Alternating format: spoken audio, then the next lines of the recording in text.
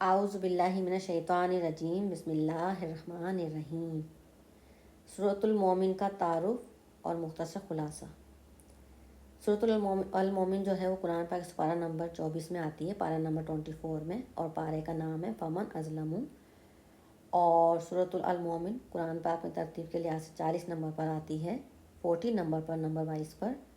اور یہ سورۃ مکی ہے، مکہ مکرمہ میں نازل ہوئی تھی، اور نزول کے اعتبار سے یہ 60 نمبر پر آتی ہے، 60 نمبر پر نزول کے اعتبار سے، وحی کے حساب سے، اور اس کی 85 آیتیں، 9 رکوع ہیں، 85 ورس 9 رکوع، اور اس سورت کا دوسرا نام سورۃ الغافر بھی ہے، جیسا کہ اس کی تیسری آیت میں غافر کا لفظ آتا ہے، اور اس کو حامیم اور طول بھی کہتے ہیں، جیسا کہ اس کی پہلی آیت ہی حامیم کے لفظ سے ہے، اور تیسری آیت میں طول کا لفظ بھی آیا ہے، وہ جب میں اس کی شروع کی 3 آیتیں پڑھوں گی تب میں اور بتاؤں گی۔ اور یہ 7 حامیم میں سے پہلی حامیم ہے جو شروع ہو رہی ہے، اس کے بعد 6 حامیم کی صورتیں اور آتی ہیں جس کو ہم 7 حامیم بھی کہتے ہیں۔ تو یہ حامیم نمبر 1 ہے، حامیم نمبر 1 جو شروع ہو رہی ہے یہ، اور اس کی پہلی، دوسری، تیسری آیت میں اللہ سبحانہ وتعالیٰ کی تعریف، بڑائی، صفات بیان کی گئی ہے۔ یہ بتایا گیا ہے کہ قرآن پاک اللہ سبحانہ وتعالیٰ نے نازل کیا ہے، قرآن پاک کی کتاب جو ہے وہ اللہ پاک کی ذات نے نازل فرمائی ہے، اور وہ غالب اور سب کچھ جاننے والا، اور گناہوں کو معاف کرنے والا، بخشنے والا، اور اپنے نیک بندوں پر فضل فرمانے والا، اور انعام و اکرام سے نوازنے والا، اور ظالم لوگوں کو، کافر لوگوں کو سخت دردناک عذاب دینے والا بھی وہی ہے،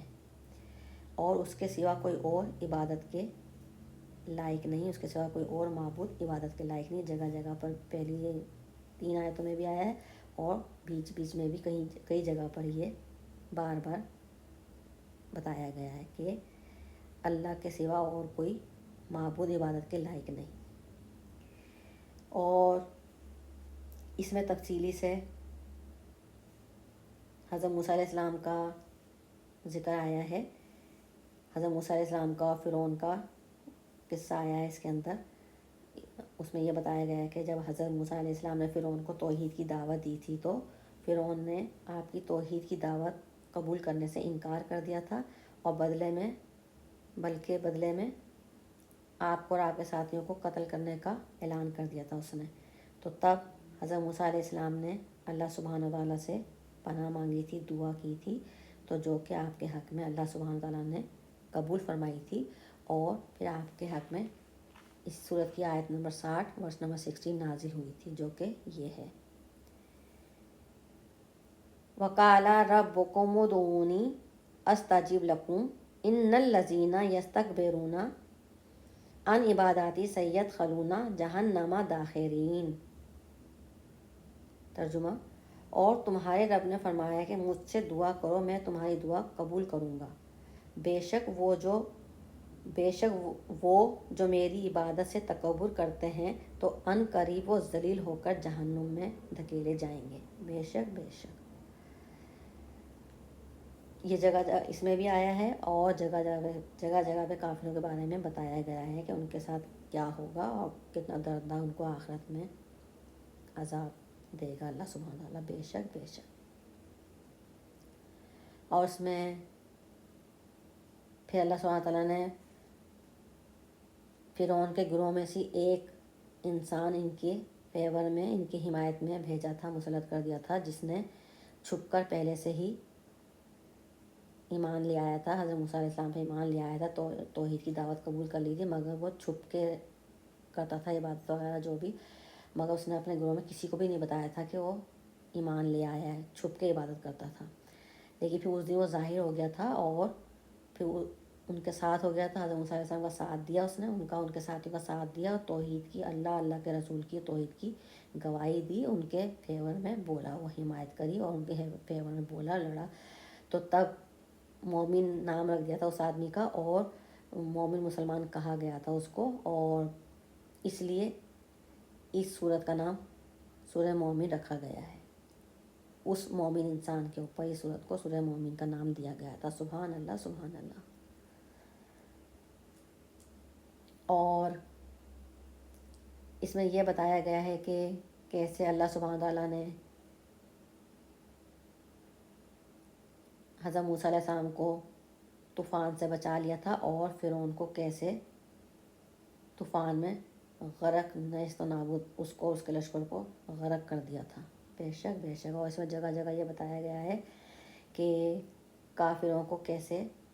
جہنم میں بری طرح سے گھسیٹ کے دھکیلا جائے گا، اور جب ان کو بھوک پیاس لگے گی تو جہنم میں سے نکال کے ان کو گرم کھولتا ہوا پانی، پیپ وغیرہ، خون یہ پلا کے ان کو دوبارہ جہنم میں دھکیل دیں گے۔ بے شک بے شک۔ تو یہ جگہ جگہ پر کافروں کے بارے میں اس میں بتایا گیا ہے، اور اس میں فرعون کی عبرتناک موت کے بارے میں ذکر کیا گیا ہے اس کے اندر۔ تو یہ اللہ سبحانہ تعالیٰ یہ ہے کہ اس نے فرعون کے گروہ میں سے ایک مومن انسان کو مسلط کر دیا تھا، جو حضرت موسیٰ علیہ السلام اور ان کے ساتھیوں کے حق میں بولا تھا۔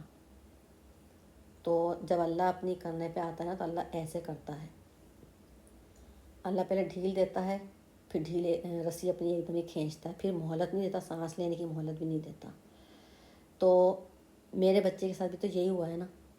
میرا بچہ مسلمان مومن مسلمان بچہ تھا، میرا تھا ہے، وہ اس کو شہادت ملی ہے، اللہ نے شہادت اس کی قسمت میں لکھی تھی، اس کو شہادت دی گئی ہے، شہادت ملی ہے جو کہ ان لوگوں سے ہضم نہیں ہو رہی، اور اس کو سوسائڈ کا ورڈ اس کو دے دیا اس کو۔ تو کیا یہ اللہ نہیں دیکھ رہا کتنا اس کو تنگ کیا ان لوگوں نے؟ جو بھی کرا وہ اللہ دیکھ رہا ہے۔ باقی شہید کو تو جب شہادت دی جاتی ہے نا، شہید کو شہادت ملتی ہے تو اس کو تو وہ لذت ملتی ہے، اس میں اس کو تکلیف کا اندازہ نہیں ہوتا، کیونکہ شہادت اس کو لذت دیتی ہے۔ مگر انہوں نے تو اس کو شہید کرا نا، اس کو پھر شہید بھی کرا اس کو، اور پھر اس کو سوسائڈ کا ورڈ بھی دے دیا، تو کتنا برا کرا ان لوگوں نے۔ تو اللہ کو غصہ نہیں آئے گا، جلال نہیں آئے گا اللہ کو؟ جب سے تباہیاں آ رہی ہیں، کتنا اس کے بعد سے کتنا تو بربادی ہوئی ہے، کتنا نقصان ہے، کتنا کرونا بھی پھیلا، اس سے پہلے تباہی آئی تھی، پورے جنگل میں آگ لگ گئی تھی وہاں پہ، اور اس کے بعد ہو ہی رہا ہے، کچھ طوفان آ رہا ہے، یہ ہو رہا ہے، بہت بربادی ہو ہی رہی ہے ہر جگہ۔ تو جب ایک مومن مسلمان کے ساتھ ظلم ہوتا ہے نا تو اللہ کا عذاب ایسے ہی آتا ہے۔ تو ابھی بھی یہ لوگ سدھر نہیں رہے، ابھی تک 8 سال ہو گئے، 8 سال سے اوپر ہی ہو رہے ہیں، تو ابھی تک میرے بچے کی ڈیتھ سرٹیفکیٹ کے اوپر سے اس کا سوسائڈ کا ورڈ نہیں ہٹایا، ڈیتھ سرٹیفکیٹ چینج نہیں کیا، جبکہ سب کو سزا ہو گئی ہے، اور نہ کیس شروع ہوا اور نہ اس کو انصاف ملا۔ میرے بچے کو تو انصاف تب ملے گا جب ڈیتھ سرٹیفکیٹ چینج ہوگا، اس کو اعزاز ملے گا اس کے نام کا، جیسے انہوں نے بدنام کیا ایسے بولیں۔ تو ابھی تو کیس ہی شروع نہیں ہوا، ابھی تو کیس ہی شروع نہیں ہوا ہے، اور پھر ڈیتھ سرٹیفکیٹ کے اوپر سے سوسائڈ کا ورڈ ہی نہیں ہٹایا گیا ابھی تک۔ تو اس لیے کیا مجھے غصہ نہیں آئے گا؟ مجھے کتنا دکھ ہو رہا ہوگا۔ تو ان لوگوں کو اللہ کا ڈر نہیں ہے، خوف نہیں ہے خدا کا؟ ان لوگوں کو پہلی فرصت میں اس کا ڈیتھ سرٹیفکیٹ چینج کرنا چاہیے تھا، اس کو بڑے پیمانے پہ اعزاز ملنا چاہیے تھا، کیونکہ اس کی وجہ سے معصوم بے گناہوں کی جانیں بچ رہی ہیں، کتنے لوگوں کی جانیں بچ رہی ہیں، خود مانتے ہیں، خود مان رہے ہیں کہ اب معصوم بچوں کی جانیں بچ رہی ہیں، اب کوئی بھیج نہیں رہا، خاص کر مسلمان تو بھیج نہیں رہا، اور بہت سے تو انگریز بھی نہیں بھیج رہے، باقی بھیج رہے تو انہی کے لوگ بھیج رہے ہوں گے جو یہ مرین میں ہیں، مسلمان تو نہیں بھیج رہے اس کے بعد سے۔ تو کتنا فائدہ ہو رہا ہے، اور پھر یہ لوگ بھی فائدہ اٹھا رہے ہیں، اس کی کراماتیں دکھ رہی ہیں، راحیل کی کراماتیں دکھ رہی ہیں، فائدہ سب اٹھا رہے ہیں۔ راحیل کا کیس لینے کے بعد تو اس کو کیس اتنے ملنے لگ گئے ہیں، اس کو سب اپنا فائدہ اٹھا رہے ہیں، اور اس کو انصاف کوئی نہیں دلا رہا، اس جو اصل کام ہے جس کی وجہ سے سب کچھ ہو رہا ہے اس کا وہ کام کوئی نہیں کر رہا۔ تو مجھے دکھ نہیں ہوگا پھر کیا؟ اور میں کتنا تڑپ رہی ہوں، کتنا دکھ ہو رہا ہے مجھے، دیر ساری دیکھ کے کتنا دکھ ہوتا ہے مجھے، تو اللہ میری تڑپ نہیں دیکھ رہا کیا؟ جب اللہ دکھا رہا ہے،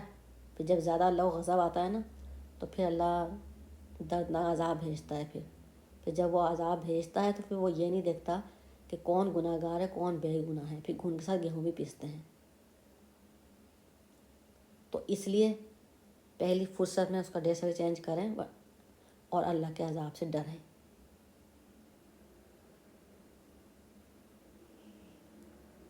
اللہ حافظ۔